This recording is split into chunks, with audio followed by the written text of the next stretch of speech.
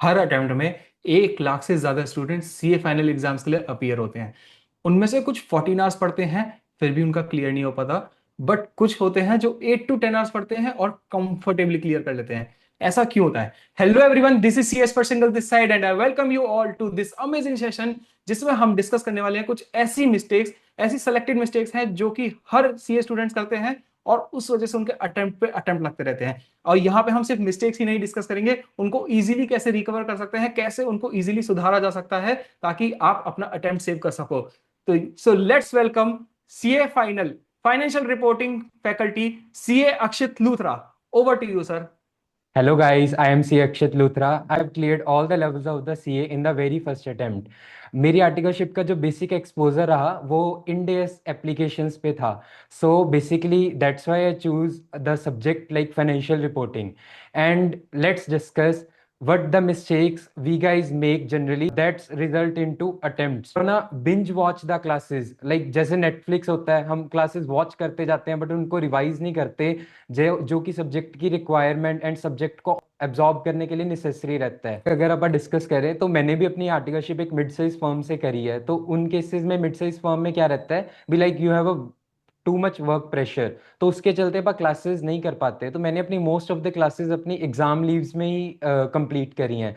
तो मेरा टारगेट क्या रहता था, अभी instead of binge watching the classes, like I tend to revise with the classes, so that भी जो एक सब्जेक्ट में ग्रिप आनी चाहिए वो मेरी साथ के साथ आती रहे. भी चाहे मेरे को एक सब्जेक्ट को अगर कंप्लीट करने में लाइक 20 डेज लगते हैं, तो with the revision you can invest 25 days. That is not 5 days more that you have wasted. That is just like investment. So जब जब आप सब्जेक्ट को रिवाइज करते चलते हैं तो एक कॉन्फिडेंस रहता है जिससे आप बेटर तरीके से एग्जाम में भी अपीयर रह पाते हैं. अपने मेंटल स्टेट में भी एक ये चीज रहती है, भी yes we have invested so much of the time, we have invested so much of the efforts, so that we can like have a good confidence. तो ये चीज भी एग्जाम में बहुत हेल्प करती है. तो like instead of binge watching the classes we need to revise day by day whatever we have done in the classes. बिल्कुल सही कहा सर ने। एक्चुअली मैं आपको एक एग्जांपल देता हूँ अपने दोस्त का भी। उसने क्या किया ना, उसने आर्टिकलशिप के टाइम पे आर्टिकलशिप को इतना सीरियसली लिया भाई, रात को 1 बजे 2-2 बजे तक काम करता था। और जबकि वो मिड साइज फर्म थी, वो कहीं बिग फोर में भी नहीं था। उसने इतना इतना टाइम काम किया कि भाई मेरे को मजा आ रहा है, सीखना है ये वो या। लेकिन मैं कहता हूँ देखो, सीखना ठीक है बट आपको पढ़ना भी ज्यादा जरूरी है। देखो जैसे अक्षित के साथ हुआ, उसने भी टाइम अपना आर्टिकलशिप में पढ़ाई को ना देखे, वर्क को ज्यादा दिया। अब उस केस में भी यही चीज हुई। उस केस में भी क्या हुआ कि उसको अपने रिवीजन के टाइम में क्लासेस का भी बर्डन आया। अगर वो क्लासेस का बर्डन ना आता और उस क्लासेस का बर्डन ना आने की वजह से उसका एक रिवीजन एटलीस्ट ज्यादा होता, एक क्या हो सकता था, दो ज्यादा हो जाते। एंड ये इतने कैपेबल है कि वो इजीली रैंक स्कोर कर लेते, है ना। लेकिन वही है बात कि अपना, मेरा क्या कहना है कि आर्टिकलशिप के टाइम पे आपको कहीं ना कहीं अपनी क्लासेस को टाइम देना ही देना है। ज्यादा नहीं कहता, मैं कहता हूँ बस 3 से 4 घंटा तो मिनिमम पढ़ सकते हो ना। तो इतना ही करना है, बस ज्यादा कुछ नहीं करना। तो मेरा यही कहना है इस चीज में कि भाई सीखते रह जाओगे, काम तो ठीक है, काम जिंदगी भर सीखना है, लेकिन पढ़ोगे तभी आगे बढ़ोगे। एंड नेक्स्ट मिस्टेक के बारे में जो हम बात करने वाले हैं वो है जब आप पढ़ते हो और बिना लिखे कर लेते हो। यार ये थ्योरी सब्जेक्ट में तो बिल्कुल भी नहीं करना। आपको कम से कम स्क्रिबल राइटिंग तो करनी ही करनी है, और दिन का एक क्वेश्चन तो प्रॉपरली लिखना ही लिखना है। ये करोगे तभी आप आगे एग्जाम में सही से प्रॉपरली अटेंड कर पाओगे, प्रेजेंटेशन को मैनेज कर पाओगे। और ये बात रही थ्योरी की, या प्रैक्टिकल सब्जेक्ट्स में भी ये करना पड़ता है, पता है।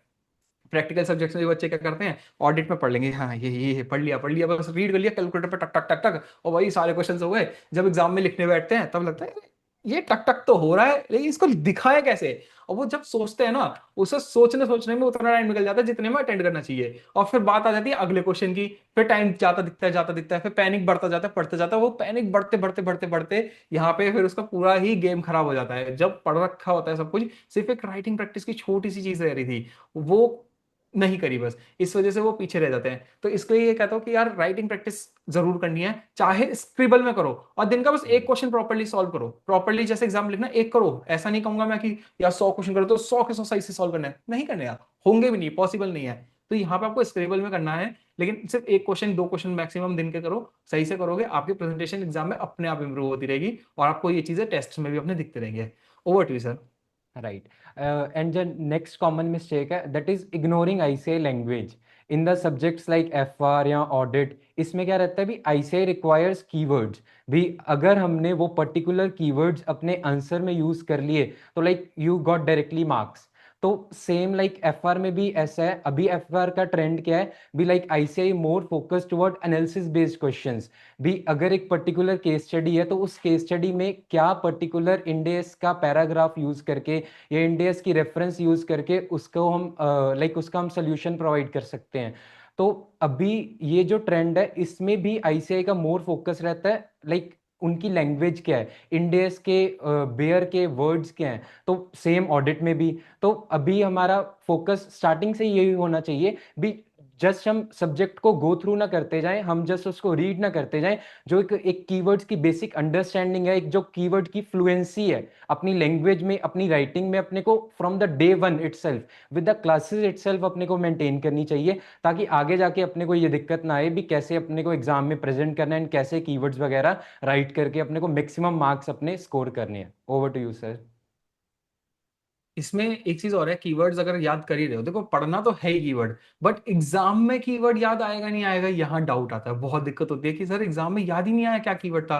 उसके लिए ना बेटा मैं क्या कहता हूँ, आप जब भी क्वेश्चन पेपर रीड कर रहे हो तो सिर्फ रीड मत करो, ब्लैंक रीडिंग से कुछ नहीं होने का। वहां पे आपको रीड करते करते एक तो एबीसी एनालिसिस करना ही है, बट नई चीज जो मैं बोलता हूँ 15 मिनट में नहीं होती, ये चीज 1 घंटे में होती है। 1 घंटा रीड करो। मैंने अपने रीडिंग टाइम को यूटिलाइज करने के लिए काफी सेशंस मैंने हर आप ये समझ लीजिए सब्जेक्ट वाइज भी डाला हुआ है कि ऑडिट को कैसे करना चाहिए, डीटी को कैसे करना चाहिए, एफआर को कैसे करना चाहिए, सब्जेक्ट वाइज डाला हुआ है। उसमें भी आप देखोगे मैं यही बताता हूँ प्रॉपरली कि आप ना, जैसे ऑडिट की बात आई, कीवर्ड ज्यादातर सी फाइनल में ऑडिट में आते हैं, तो उसमें ऑडिट के जो कीवर्ड्स हैं, आप जैसे ही क्वेश्चन पढ़ते हो उस टाइम दिमाग सबसे तेज चलता है कि हाँ, जब फर्स्ट टाइम रीड करते हो ना कि ये कीवर्ड लिखना है, ये लिखना है, तो भाई पेंसिल लो, उठाओ, लिख दो ना वहीं पे पेपर पे, कीवर्ड तो लिख दो। तो जब वो कीवर्ड वहां पे पेपर पे लिख दोगे ना, और जब आप आंसर शीट में लिख रहे हो तो उस समय ऐसा लगेगा copy paste, control C control V कर रहे हो बस। वहां पे एक कीवर्ड को बढ़ा के एक लाइन में लिखना है, ऐसे कितना सा काम करना होता है। तो वो कीवर्ड्स आपके इस तरीके से याद रहते हैं और आपका पेपर भी जल्दी सॉल्व होता है।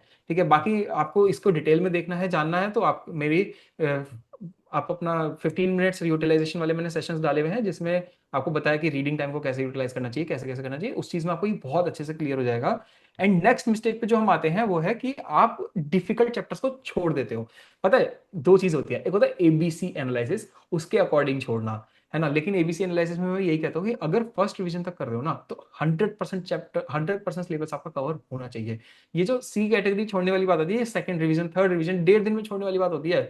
ए और बी तो आपको हमेशा 1.5 दिन में भी कवर करना ही करना है ना। अब उसको करना कैसे है, वो सारी टेक्टिक्स आपकी अलग अलग होती है। जैसे मैं अपने डीटी की बात करूं, डीटी में पीजीबीपी है, बहुत बड़ा टॉपिक होता है। पीजीबीपी को अगर आप प्रॉपरली रिवाइज करने बैठोगे ना, तो जल्दी से जल्दी में भी 4 से 5 घंटे लग जाएंगे। बट उसके लिए क्या जुगाड़ निकाला हुआ है, सबने निकाला है, और अच्छा जुगाड़ है, 1 घंटे में एक एडजस्टमेंट शीट कर लो। देखो आप अगर 4-5 घंटे भी दोगे तो आप कितने मार्क्स ले आओगे, 14 में से 12 ले आओगे। 14 में से 14 लाना वैसे भी बहुत मुश्किल है, 14 में से 12 ले आओगे। लेकिन अगर 1 घंटा देके एडजस्टमेंट शीट कर लोगे तो भी 14 में से 9 तो ले आओगे। आप एक चीज समझो, आपकी कॉस्ट और आपको रिटर्न ऑन इन्वेस्टमेंट देखना है अपने टाइम का। आपने जब यहाँ पे 3 घंटे एक्स्ट्रा दिए, डिफिकल्ट चैप्टर है, पीजीबीपी वैसे डिफिकल्ट नहीं है, बट वहां पे क्वेश्चन बहुत घुमाता है। अगर वहां पे 3 घंटे भी एक्स्ट्रा दिए तो मार्क्स कितने एक्स्ट्रा मिले, 3 मार्क्स। लेकिन यहाँ पे 1 घंटा देने में मार्क्स कितने मिले, 9 मार्क्स। तो भैया 1 घंटा दो, 9 मार्क्स लपेटो और बस आ जाओ, छोड़ो 4-5 मार्क्स, वो कोई जरूरत नहीं है। उतने 3 घंटे में कहीं और करोगे ना, टाइम दोगे, उतने 3 घंटे में 10 मार्क्स लपेट लोगे। तो भाई आपको यहाँ पे इस तरह से एनालाइज करना है। चैप्टर डिफिकल्ट है ये सोच के छोड़ नहीं देना है। हाँ, कई जगह होता है हम एनालिसिस करते हैं, जैसे असेसमेंट प्रोसीजर है, यहाँ पे अपील रिवीजन है, उसके ऊपर केस स्टडी आ गई तो आपका थोड़ा सा दिक्कत हो जाती है। वरना क्वेश्चन 5 आता है, वेब्स एमटीसी वगैरह है, थोड़ा अजीब से चैप्टर लगते हैं, ठीक है, उन्हें आप छोड़ सकते हो क्योंकि वहां पे स्ट्रेटेजी है। आप जब भी छोड़ो स्ट्रेटेजिकली छोड़ो, एबीसी के हिसाब से और अपने वेटेज के हिसाब से, बहुत सारी चीजें एनालाइज करके जो आपको फैकल्टी सही से बताती है कि हाँ इस तरह से आप स्ट्रेटेजी बना सकते हो, वो बनाओ। ठीक है, over to you sir. Yes. जो नेक्स्ट अपनी बेसिक मिस्टेक रहती है भी, अपा बेसिकली टेस्ट अपीयर ही नहीं करते। अपनी पहली बात तो राइटिंग प्रैक्टिस इतनी इनफ नहीं होती भी, एग्जाम में राइट करते टाइम अपने को इतना फ्लुएंट फील नहीं होता भी, हाँ अपना हाथ जो है धड़ाधड़ चल रहा है भी, कैसे कैसे अपने को क्वेश्चंस वगैरह अटेम्प्ट करने हैं। अपने को रेगुलर टेस्ट वगैरह अपीयर करते रहना चाहिए। एंड जो टेस्ट अपने को अपीयर करने चाहिए, इसमें सबसे बड़ी चीज होनी चाहिए भी, वो टेस्ट होने चाहिए as per the ICAI pattern. Like in FR if we discuss भी, पहला क्वेश्चन है कंसोलिडेशन का, बिजनेस कॉम्बिनेशन का। सेकंड क्वेश्चन है अपना फाइनेंशियल इंस्ट्रूमेंट के साथ कुछ इंडेस का। ऐसे ही हर एक सब्जेक्ट एक कैटेगरीज में डिवाइड रहता है, like Ind AS on assets, Ind AS on liabilities. तो बेसिकली अपने को जो भी टेस्ट अपीयर करना है, ऐसे नहीं भी अपने को कहीं से भी हैphazard वे से ये क्वेश्चन उठा लिया, ये क्वेश्चन उठा लिया। एक प्रॉपर सिस्टमेटिक वे से आईसीआई की लैंग्वेज में, आईसीआई के फॉर्मेट में अपना जो टेस्ट है, आईसीआई के पैटर्न में अपना एक टेस्ट डिजाइन होना चाहिए। जो टेस्ट अपने को at least one mock test, full syllabus mock test अपने को अपीयर करना चाहिए। एंड जो अपनी रिविजन्स को और थोड़ा बढ़िया तरीके से उनको इफेक्टिव बनाने के लिए अपने को लाइक यूनिट वाइज टेस्ट भी देने चाहिए, विथ 30% सिलेबस का, फिर नेक्स्ट 60% सिलेबस का, देन 90% सिलेबस का।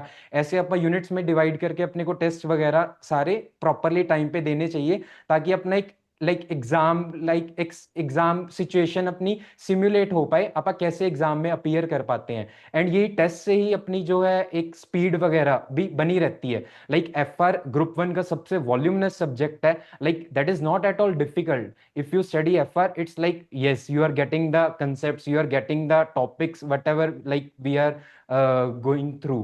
बट इसमें मेन इशू यही आता है, भी अपन टेस्ट वगैरह अपीयर नहीं करते, जिससे अपनी लाइक स्पीड स्लो रहती है। अभी भी आप चाहे May 26 का एग्जाम देख लो, चाहे आप January 26 का एग्जाम देख लो, ये एग्जाम अगर 3 hours का है, तो that is too difficult to solve in 3 hours 15 minutes to 3 hours 20 minutes। So वही अपने को स्पीड अपनी from the day one maintain करके रखनी है, एंड टेस्ट वगैरह देके अपना एग्जाम एनवायरनमेंट को मॉक करते रहना है। तो दैट आई विल सजेस्ट, जो मिस्टेक अपने को अवॉइड करनी चाहिए। Over to you sir. इस चीज में मुझे इतनी हंसी आई। ये पॉइंट मैं सोचा था यार, ये तो बहुत ऑब्वियस पॉइंट है, इसको नहीं डालते। हमारा डिस्कशन भी हुआ था, याद है? तो मैंने बताया था कि लेकिन मैंने क्यों डाला। मैं कहा पता है, अभी मेरी संडे को एक बच्चे से बात हुई, वो हम्म। सी एंटर का एग्जाम दे रहा था। उसने जैन अटेम्प्ट दे लिया, मई अटेम्प्ट दे लिया, अब सितंबर अटेम्प्ट है उसका। तो सितंबर हम्म। के लिए वो मेरे से गाइडेंस के लिए बात कर रहा था। तो मैंने उससे पूछा, मैंने कहा अच्छा आपके टेस्ट में कितने मार्क्स आते थे? बोला हम्म। टेस्ट सर ये क्या होता है? कहा बेटा टेस्ट, हम्म। आप टेस्ट देते हो, आप अपने आप को इवेल्युएट करते हो, मॉक टेस्ट तो दिया होगा एमटीपी। कहता हाँ हम्म। ये क्या होता है? मैं कह रहे हम्म। भाई, फिर मेरे को पता चला बहुत बच्चे हैं जो कि टेस्ट देते ही नहीं है, और फिर राइट। एग्जाम में जाके इसी तरीके से परेशान होते हैं, जैसे अभी आपने डिस्कस किया, आपने डिस्क्राइब किया भाई। तब मेरे को लगा ये डालना जरूरी है, और इसके लिए हमें एक स्टेप उठाना भी बहुत जरूरी है, जो कि हमारा नया स्टेप जो है कि हम दोनों मिलके अपनी खुद की सीए टेस्ट सीरीज लॉन्च कर रहे हैं, अपनी टेस्ट सीरीज लॉन्च कर रहे हैं। और इस टेस्ट सीरीज में क्या स्पेशल है, क्या हमारी यूएसपी है, वो मैं आपको बताऊं। तो देखो यहाँ पे जो भी रिवीजन का सिलेबस है, यहाँ पे तीनों टाइप की टेस्ट सीरीज आएंगी। एक तो फुल सिलेबस भी आएगी, एक यूनिट वाइज भी आएगी, और एक आपका एमटीपी अगर आपको देना है। आपको फुल सिलेबस हमारा वाला नहीं देना, आप एमटीपी दो, एमटीपी हमसे इवेल्युएट करा लो, हम एमटीपी भी इवेल्युएट करेंगे। कौन करेगा इवेल्युएशन? सबसे बड़ी बात, सबसे बड़ी बात, ये इवेल्युएशन हम दोनों पर्सनली करेंगे। मैं डायरेक्ट टेस्ट करूंगा, एंड अक्षय सर यहाँ पे एफआर की इवेल्युएशन करेंगे। एंड पर्सनली हमने वो टेस्ट बैठ के बनाया है, एआई की मदद से टेस्ट नहीं बनाए हुए हैं, ये पहली मैं क्लियर कर देता हूं।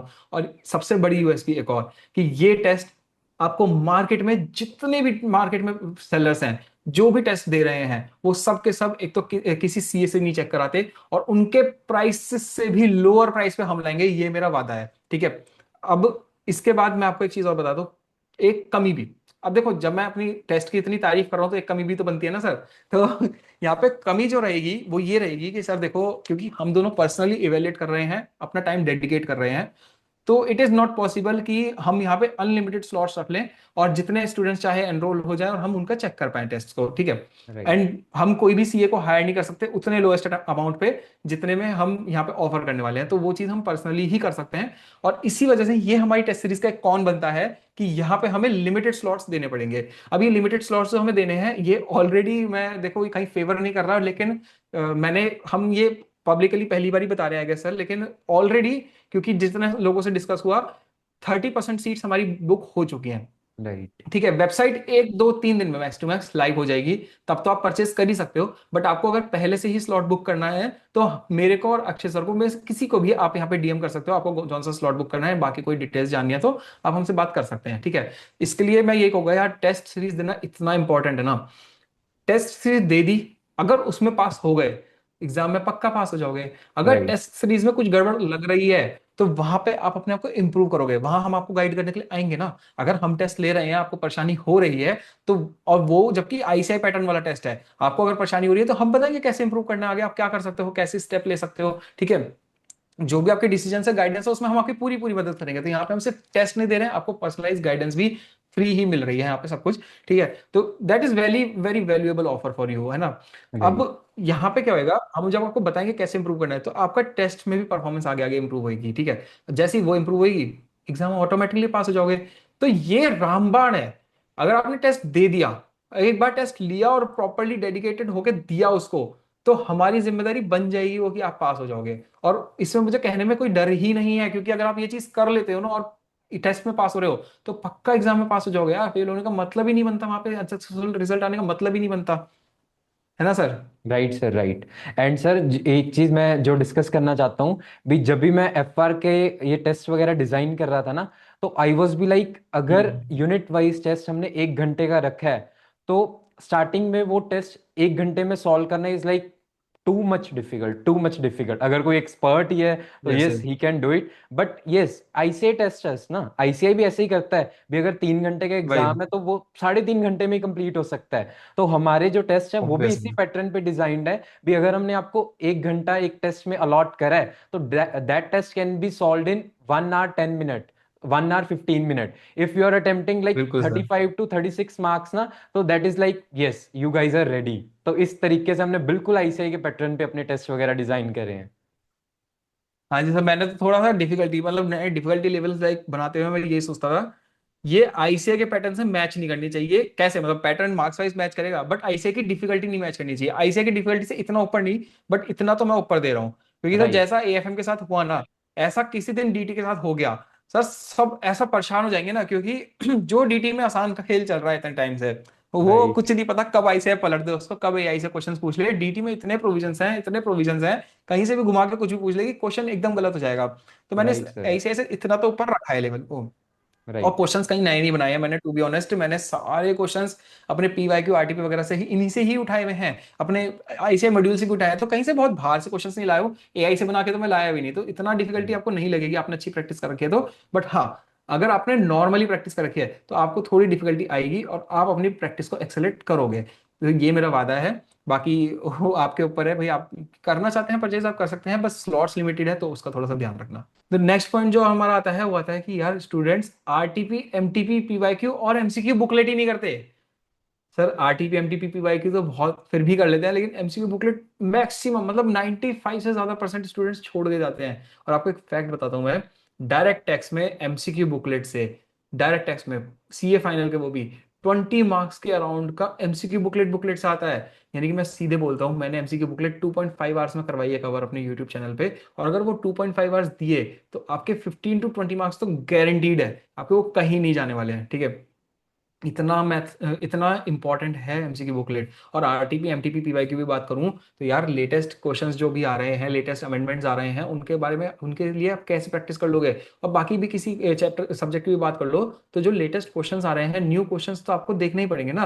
क्योंकि पीवाईक्यू में आपके एग्जाम में न्यू क्वेश्चंस रख के देते हैं। तो जरूरी नहीं है कि पुराने वाले रिपीट हो, बात ठीक है कि हो सकता है आरटीपी वाले क्वेश्चंस रिपीट ही ना हो पीवाईक्यू में। बट सर आरटीपी से फायदा ही होता है, आपको माइंड चलाने को मिलता है। आपको माइंड चलाने को मिलता है कि हाँ ये नया क्वेश्चन है, इसको मैं कैसे करूं। अगर आपका माइंड वहां पे चल रहा है, सही से वर्क कर रहा है, तो आपके एक माइंड की एक्सरसाइज हो रही है। और वही एक्सरसाइज आपको एग्जाम में काम आती है, जब नया क्वेश्चन आ जाता है और उस नए क्वेश्चन को आपको सॉल्व करना होता है। तो जरूर जरूर आपको ये आरटीपी एमटीपी पीवाईक्यू और एमसीक्यू बुकलेट करने ही करने हैं। और इसको अगर करना ही है, देखो आपको कोई टाइम नहीं है, टाइम की कमी होती है इसलिए करते हैं, इसलिए नहीं करते। तो सर मैंने 20 मिनट्स के अंदर अंदर एमटीपी कराई थी। मैं Jan 26 में क्वालिफाई हुआ एज अ चार्टर्ड अकाउंटेंट। तो इसलिए ही मैं बोलता हूँ कि यार May 26 का मैंने कंटेंट डाला हुआ है, November 26 का जैसे जैसे आएगा मैं डाल दूंगा, जैसी आरटीपी आएगी मैं अपलोड कर दूंगा उसका सोल्यूशंस को भी। अब सर सोल्यूशन देखने में भी टाइम लगता है, 2 2 3 3 घंटे की वीडियोस होती है, कौन देखेगा। मैं बताता हूँ, 25 मिनट्स में आरटीपी कराई थी, आधे घंटे में पीवाईक्यू कराया था, 20 मिनट में दोनों के दोनों एमटीपी ही करा दिए थे। जब आपका 1 सवा घंटे के अंदर अंदर सब कुछ हो रहा है ना, 2.5 घंटे में एमसीक्यू बुकलेट करा दी। सर तो आपको करना क्या है फिर, टाइम भी इतना सही देना है, इतना नॉमिनल टाइम मांग रहा हूँ बस, है ना। और ऐसे ही November 26 के लिए भी आएगा, इतना नॉमिनल टाइम मांग रहा हूँ। एफआर के लिए अक्षय सर कमिटमेंट देते हैं, वो जरूर लाएंगे यहाँ पे। अब जब इतना चीजें हम दे ही रहे हैं, है ना, साथ साथ आपको अदर फैकल्टीज भी कहीं ना कहीं किसी न किसी सब्जेक्ट के लिए मिल ही जाएंगे, जो कि आपको कम से कम टाइम में ये चीजें करा रहे होंगे और अच्छे से करा रहे होंगे। तो यार ऑब्वियस सी बात है, आप इस चीज को मिस नहीं कर सकते, कोई एक्सक्यूज नहीं बचता आपके पास मिस करने का। ठीक है। एंड जो नेक्स्ट कॉमन मिस्टेक है हम सब CA स्टूडेंट्स रिपीट करते हैं, that is like we are not maintaining a mistake register. So रहता क्या है भी, जब भी हम अपनी फर्स्ट रिवीजन करते हैं या आप फर्स्ट टाइम क्लासेस लगाते हैं, तो एक कंसेप्ट को लेके अपनी एक माइंड में परसेप्शन बन जाती है, like we are solving a particular question from like this perception. तो अगर स्टार्टिंग में वो परसेप्शन अपनी गलत फ्रेम होगी, तो क्या रहता है भी एंड तक, चाहे आप सेकंड रिवीजन कर रहे हैं चाहे आप थर्ड रिवीजन कर रहे हैं, वो चीज एक सब्जेक्ट में, क्योंकि like we are having 6 subject, अगर हम पहले एफआर कर रहे हैं तो देन फिर ऑडिट पे एएफएम पे शिफ्ट कर जाते हैं, देन जब नेक्स्ट एफआर की बारी आती है तो वो चीज दोबारा से फिर रिपीट होती ही होती है। एंड जो पर्टिकुलर थिंग इस चीज को एलिमिनेट कर सकती है, that is like mistake register. If एक पर्टिकुलर कंसेप्ट को लेके आपके माइंड में है कुछ परसेप्शन, कुछ गलत है या कोई मिस्टेक आप कर रहे हो, तो स्टार्टिंग में आप एक पर्टिकुलर रजिस्टर पे नोट डाउन कर लो, ताकि क्या रहे भी बाद में जब आप अपनी फर्स्ट रिवीजन करोगे तो उस चीज को आप दोबारा से गो थ्रू कर पाओ, वो चीज आपकी लाइक अब दोबारा से मिस्टेक ना हो पाए। तो मैंने इसके लिए बेसिकली क्या करा था, like we can maintain mistake register, but मैं क्या करता था, लाइक अपने कंसेप्ट नोट्स के साथ साथ उन चीजों को लिख लेता था भी, in first revision I have done this mistake, like DT के क्वेश्चंस में, लाइक जहाँ पे छोटे छोटे पॉइंट्स रहते हैं, एएफएम के क्वेश्चंस में, लाइक मैंने स्टार्टिंग में मार्क करा था भी 6 marks question got wrong because of this mistake. So you guys can also follow this tip, like आप साथ साथ में अपने कंसेप्ट नोट्स पे लिखते जाओ भी ये मिस्टेक आपने कर दी थी, या एक मिस्टेक रजिस्टर आप मेंटेन करते जाओ भी, ताकि जो 1.5 डेज रहे या जो आपकी लास्ट रिवीजन है जिसमें आपके पास बहुत कम टाइम रहता है, आप उस चीज को आप अच्छे से गो थ्रू कर पाओ एंड रिपीटेडली आप मिस्टेक्स ना कर पाओ। Over to you sir. ऐसे इसमें ना मैं एक चीज और करता था कि शुरू में मैंने भी लगाया लिखा था उसमें, बट मुझे ना लास्ट तक आते थे, लास्ट के 2 मंथ्स में वो रियलाइज हुआ कि यार ये मिस्टेक पॉइंट्स ही इतने बड़े बड़े होते जा रहे हैं, इसको रिवाइज कैसे करूंगा 1.5 दिन में। तो उसके लिए मैंने क्या ट्रिक लगाई सर, बहुत काम आई, बहुत ही काम आई वो ट्रिक। मैंने टेलीग्राम पे ना एक जैसे प्राइवेट चैनल बनाया, उसमें क्या करता था मैं, जो भी मिस्टेक्स हुई मैंने क्या किया, एक बार बैठा एक दिन एक सब्जेक्ट पे, मैं कहा चलो इसके सारे मिस्टेक पॉइंट्स देखता हूँ, वो सारे मिस्टेक पॉइंट को जो भी सारे ट्रिकी पॉइंट्स हैं सारे के सारे ऑडियो रिकॉर्ड करें, कहीं वीडियो रिकॉर्डिंग की नीड पड़ी तो ऐसे फोन से वीडियो रिकॉर्ड करके अपने कैमरे से डाल दिया। वहाँ कोई क्वालिटी वगैरह का कुछ देखना नहीं है ना, क्योंकि हमें खुद ही सुननी है वो, बाद में भी जाके किसी और को सुनानी नहीं है। तो मैं इस तरह से सारे के सारे रिकॉर्डिंग डाल दी, और आप यकीन नहीं करोगे, जो चीज मुझे खुद को रीड करने में मैनुअली एक दिन लगा, उस चीज को मैंने ऑडियो जब रिकॉर्ड करी उसके बाद मैंने 1.5 दिन जो हमें मिलता है एग्जाम का, एग्जाम वाले दिन सुबह सुबह सुना, 2 घंटे के अंदर अंदर हो गया। तो इस तरह से वो एफिशिएंसी भी इतनी ज्यादा हो गई, और क्योंकि मैंने शुरू से लेके एंड तक के सारे मिस्टेक पॉइंट्स वहां पे लिखे हुए थे, इस वजह से मेरा काइंड ऑफ आप समझ लीजिए 1.5 दिन में एक रिवीजन, और वो 2 घंटे का एक रिवीजन वो अलग। तो वो राइट। बहुत ज्यादा हेल्प किया मेरे को एग्जाम्स में। तो ये ट्रिक भी मैं बोलता हूँ कि आप टेलीग्राम चैनल बना के कहीं भी ऐसा अपना ऑडियो रिकॉर्डिंग सेव रख सकते हैं, वीडियो रिकॉर्डिंग सेव रख सकते हैं। मेरे को सबसे सेफ जगह टेलीग्राम लगी, क्योंकि वहां पे क्लाउड अच्छा है, मतलब उनका बैकअप सिस्टम अच्छा है, तो इस वजह से वहां पे आप कर सकते हैं। बाकी प्लेटफॉर्म आप कोई भी लो, मेन बात है ऑडियो और वीडियोस में रखोगे ज्यादा बेटर है, लिख के और टेक्स्ट को आपको खुद ही रीड करना पड़ेगा, लास्ट मोमेंट पे वो इतना टाइम आप कहीं कई बार ना अफोर्ड नहीं कर पाते हैं। राइट। चलिए तो नेक्स्ट पॉइंट पे आते हैं। नेक्स्ट पॉइंट जो एक थ्योरी सब्जेक्ट के लिए होती है, सीए फाइनल के लिए मैं बोलूंगा ऑडिट। यार ऑडिट बहुत परेशान करता है, ऑडिट इतने लोगों को अटकाया ना, सीए बनने से रोका है ऑडिट अकेले ने, इकलौते ऑडिट ने। तो उसके लिए यही एक तरीका है कि ऑडिट को रोज 1 घंटा पढ़िए, और बहुत ही ज्यादा वीक है तो 2 घंटा पढ़ लो। रोज पढ़ो। अगर आप कोई प्रैक्टिकल सब्जेक्ट कर रहे हो ऑडिट पढ़ो, कुछ भी कर रहे हो ऑडिट पढ़ो, ऑडिट जरूर पढ़नी है, थ्योरी सब्जेक्ट जरूर पढ़ना है। सी एंटर के लिए बात करूंगा तो सी एंटर में ऑडिट है, लॉ है, और साथ में आपका एसएम है। ये 3 सब्जेक्ट है, आप एक एक घंटा तीनों को शायद नहीं दे पाओगे, 3 घंटा नहीं हो पाएगा। तो आप आधा आधा घंटा दो, 1.5 घंटा पढ़ो। आधा आधा घंटा दोगे, या थ्योरी सब्जेक्ट के साथ सिर्फ टच में रहना है आपको, आप लिख दोगे एग्जाम में कुछ ना कुछ हो जाएगा वो चीज कवर। ठीक है, तो इस चीज का आपको जरूर जरूर ध्यान रखना है। टोटली एग्रीड सर, ये चीज़ बहुत हेल्प करती है भी, अगर अपन एक एक घंटा रोज उस सब्जेक्ट को पढ़ते हैं ना, जब उस सब्जेक्ट को 5 दिन में या 3 दिन में कवर करने का टाइम आता है, तो यही एक एक घंटे की वजह से ही अपन फ्लो में चीज़ों को कवर कर लेते हैं 3 दिन में। अदरवाइज 3 दिन में ऑडिट को सम अप करना एंड देन 1.5 दिन में ऑडिट को सम अप करना इज लाइक वेरी डिफिकल्ट। तो सब्जेक्ट के टच में रहना very necessary for subject like audit theory जिसमें रहती है। Yes sir. और मैं अभी बात करते हैं हम अपना सब्जेक्ट स्पेसिफिक। तो कॉमन मिस्टेक्स हमारी खत्म हो गई। डायरेक्ट टैक्स से रिलेटेड मैं बात करूं तो डायरेक्ट टैक्स में क्वेश्चन सिलेक्शन कैसे करना है, उसके लिए मैंने वीडियो बना रखी है, आप जाके देख सकते हैं। आपका ये जो रीडिंग टाइम वाला मैंने स्टार्ट में ही बताया था, रीडिंग टाइम वाले में ही बताया कि कैसे कैसे आपको क्वेश्चन सेलेक्ट करने हैं, है ना। टाइम मैनेजमेंट की बात बताऊं तो टाइम मैनेजमेंट आपको रिवीजन के लिए कैसे करना है, 1.5 डे के लिए रिवीजन के लिए कैसे करना है, 1.5 डे की स्ट्रेटेजी पूरी डाली हुई है अपनी, और वो मैंने हर सब्जेक्ट की डाली हुई है, ये नहीं कि सिर्फ हमने डायरेक्ट टैक्स की डाली हुई हो, है ना। और तो और आपको एग्जाम में कैसे टाइम मैनेज करना है वो आपको रीडिंग वाले में पता चल जाएगा। अब प्रेजेंटेशन की बात आए तो प्रेजेंटेशन कैसे देनी है, मैंने अपनी खुद की आरटीआई कॉपी को एनालाइज किया हुआ है, और उसमें अच्छे से बताया 15-20 मिनट के अंदर अंदर कि यार कैसे आप यहाँ पे अपने क्वेश्चंस को प्रेजेंट कर सकते हो, कैसे मेरे मार्क्स कटे, कहाँ मेरे मार्क्स नहीं कटे, जो जो भी सारी टिप्स है सब कुछ मैंने वहां पे एनालिसिस कर रखा है। वो वीडियोस बच्चों को बहुत ज्यादा पसंद आती है ना। और कैसे कहीं आप अटक जाते हो तो कैसे आपको उससे बाहर निकलना है, ये सारी चीजें भी, ये 3 वीडियो जो मैंने बोली, आप ये 3 देखोगे आपको सारी चीजें क्लियर होती चली जाएंगी, डीटी की सारी स्ट्रेटेजीज आपके लिए क्लियर हो जाएंगी, कैसे कैसे करना चाहिए। राइट। सर अगर मैं एफ आर की बात करूं तो like F R is voluminous, too much volume है एफ आर में। तो एफ आर में बेसिकली अगर आप क्वेश्चन सिलेक्शन को स्पेसिफिकली बोलोगे तो वैसे तो मैं इसके लिए अलग से एक वीडियो बनाऊंगा। एफ आर में क्या रहता है, हर क्वेश्चन का एक ट्रेंड है, question number 1, question number 2, question number 5।